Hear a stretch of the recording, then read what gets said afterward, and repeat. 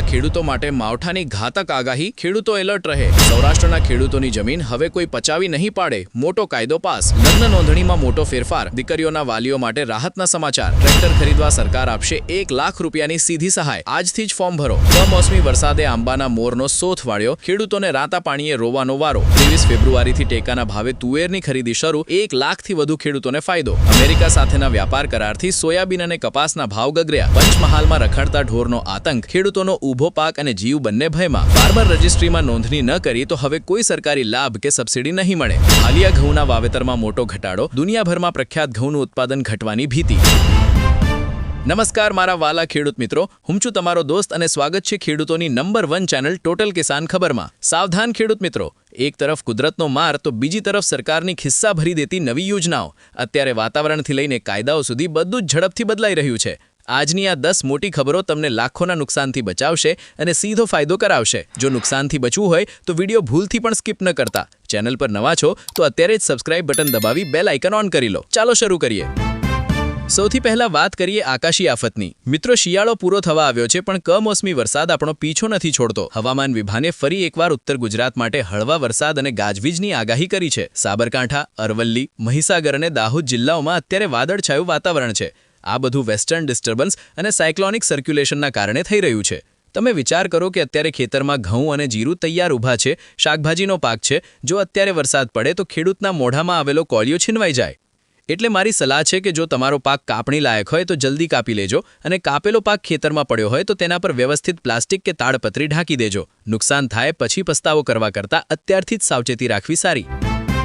આ માવઠાની સૌથી ખરાબ અસર આપણા દક્ષિણ અને મધ્ય ગુજરાતના બાગાયતી ખેડૂતો પર પડી છે।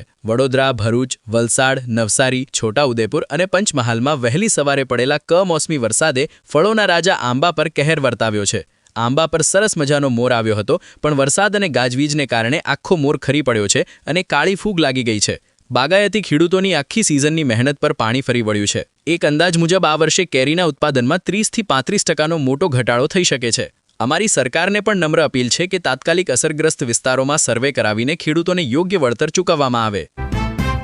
અને આવું જ કંઈક ભાલ પ્રદેશના ખેડૂતો સાથે પણ થયું છે। મિત્રો, આપણા ગુજરાતના ભાલિયા ઘઉં તો દુનિયાભરમાં વખણાય છે, જેને જીઆઈ ટેગ પણ મળેલો છે।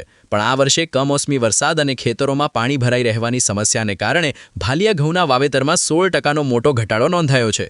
જ્યાં દર વર્ષે 1.5 લાખ ટન ઉત્પાદન થતું હતું, ત્યાં આ વખતે માત્ર 1,28,000 વીઘામાં જ વાવેતર થયું છે। વાતાવરણના આ પલટાએ પરંપરાગત ખેતીની કમર તોડી નાખી છે। ચાલો મિત્રો, હવે થોડી સારા સમાચારની અને કામની વાત કરીએ। જો તમે ખેતરમાં કામ કરવા માટે નવું ટ્રેક્ટર લેવાનું વિચારી રહ્યા છો તો આ સમાચાર તમારા માટે છે। કૃષિ મંત્રી જીતુ વાઘાણીએ વિધાનસભામાં એક મોટી જાહેરાત કરી છે। સરકારે આ વર્ષે કૃષિ યોજનાઓ માટે 800 કરોડ રૂપિયાનું જંગી બજેટ ફાળવ્યું છે। હવે તમને નવું ટ્રેક્ટર ખરીદવા પર 1 લાખ રૂપિયા સુધીની જંગી સહાય મળશે। વર્ગ અનુસાર 40 થી 50% જેટલી સબસિડી સીધી તમારા બેંક ખાતામાં આવશે। તમારે ક્યાંય ધક્કા ખાવાની જરૂર નથી, બસ ગ્રામ પંચાયતમાં જઈને વીસીઈ મિત્ર પાસે આઈ ખેડૂત પોર્ટલ પર અરજી કરી દેવાની છે। બીજા મોટા અને ખુશ ખબર તુવેર પકવતા ખેડૂતો માટે છે। મિત્રો, બજારમાં વ્યાપારીઓને માલ આપીને છેતરાવા કરતાં સરકારને ટેકાના ભાવે માલ આપવો પણ સારો। ગુજરાતમાં 23 ફેબ્રુઆરી 2026થી તુવેરની સરકારી ખરીદી એમએસપી પર શરૂ થવા જઈ રહી છે। આખા રાજ્યમાં 130 જેટલા કેન્દ્રો ઊભા કરવામાં આવ્યા છે અને 1,33,000થી વધુ ખેડૂતોએ આ માટે નોંધણી પણ કરાવી લીધી છે। જે ભાઈઓએ નોંધણી કરાવી છે તેમને મેસેજ આવવાના શરૂ થઈ જશે, એટલે તમારો માલ સાફ કરીને તૈયાર રાખજો, જેથી પૂરો અને સારો દાવ મળી શકે। પણ મિત્રો, દરેક પાકમાં સરકાર ટેકાના ભાવે ખરીદી નથી કરતી અને ત્યાં જ આપણને આંતરરાષ્ટ્રીય બજારની અસર નડે છે। અત્યારે દિલ્હીથી લઈને ગુજરાત સુધી એક જ ચર્ચા છે કે ભારત અને અમેરિકા વચ્ચે જે નવો વચગાળાનો વેપાર કરાર થયો છે તેનાથી ખેડૂતોને મોટું નુકસાન થઈ રહ્યું છે। આ કરારની બીકે બજારમાં કપાસ, સોયાબીન, મકાઈ અને ઘઉંના ભાવ એમએસપી કરતાં પણ 3 થી 9% નીચે ગગડી ગયા છે। વ્યાપારીઓ એવું કહી રહ્યા છે કે અમેરિકાથી સસ્તું સોયાબીન તેલ અને ખેત પેદાશો ભારતમાં આવશે, જેથી સ્થાનિક બજાર તૂટશે। મહારાષ્ટ્ર અને આપણા ગુજરાતના ખેડૂતોના હાથમાં અત્યારે માલ છે અને મંડીમાં ભાવ ઘટી ગયા છે। ખેડૂત મિત્રો, અત્યારે બજારમાં સમજી વિચારીને માલ વેચજો, ગભરાઈને એકસાથે બધો માલ ન કાઢી નાખતા। હવે વાત કરીએ એક એવી સમસ્યાની જે કદાચ અત્યારે દરેક ગામની છે, રખડતા ઢોર। પંચમહાલ જિલ્લામાંથી મોટા સમાચાર આવી રહ્યા છે કે ત્યાં ભટકતા ઢોરોનો ત્રાસ એટલો વધી ગયો છે કે ખેડૂતોનો ઊભો પાક ખાઈ જાય છે અને રસ્તા પર વાહન ચાલકો અકસ્માતનો ભોગ બને છે. કલોલ વિસ્તારમાં તો એક ગાય બાઇક સવારની પાછળ દોટ મૂકી હતી. આપણે રાત દિવસ જાગીને પાક મોટો કરીએ અને રાતોરાત રખડતા પશુઓ બધું સાફ કરી જાય, એ કેમ ચાલે? સરકારે ગૌ સેવા યોજના હેઠળ ગ્રાન્ટ તો ફાળવી છે, પણ તેનો જમીન પર કોઈ અમલ દેખાતો નથી. આ બાબતે સરકાર કડક પગલાં લે તે સમયની માંગ છે. મિત્રો, હવે ખાસ અને અત્યંત જરૂરી માહિતી.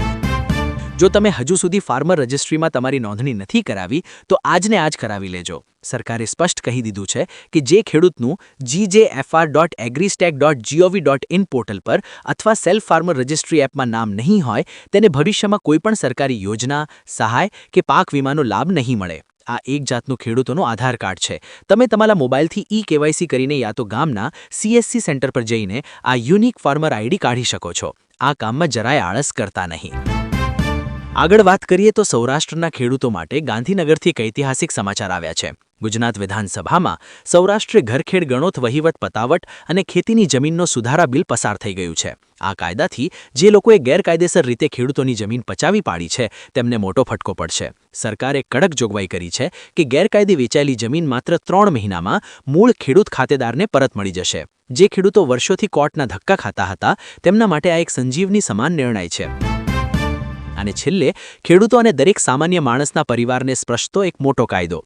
નાયબ મુખ્યમંત્રી હર્ષ સંઘવીએ વિધાનસભામાં લગ્ન નોંધણીના નિયમોમાં ઐતિહાસિક ફેરફાર જાહેર કર્યો છે. દીકરીઓને લવ જેહાદ અને છળકપટથી બચાવવા માટે હવે લગ્નની અરજી કરતી વખતે વર-વધુ બંને પોતાના માતા-પિતાના આધાર કાર્ડ, પૂરું સરનામું અને મોબાઈલ નંબર ફરજિયાત આપવા પડશે.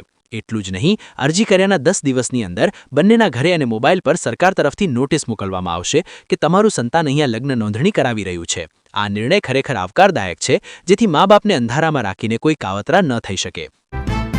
તો મારા વહાલા ખેડૂત મિત્રો, આ હતા આજના તમામ મોટા અને કામના સમાચાર. આપણે જોયું કે ખેડૂત ચારે બાજુથી ઘેરાયેલો છે, પણ જો આપણે જાગૃત રહીશું તો કોઈ આપણો વાળ પણ વાંકો નહીં કરી શકે. તમને સરકારની ટ્રેક્ટર સહાય અને લગ્ન નોંધણીનો નવો કાયદો કેવો લાગ્યો? કમેન્ટમાં તમારો અભિપ્રાય જરૂરથી લખજો. અને હા મિત્રો, આ માહિતી માત્ર તમારા પૂરતી સીમિત ન રાખતા તમારા ગામના અને ખેડૂતોના વોટ્સએપ ગ્રુપમાં આ વિડીયોને શેર કરી દેજો, જેથી દરેક ખેડૂત ભાઈ જાગૃત થાય.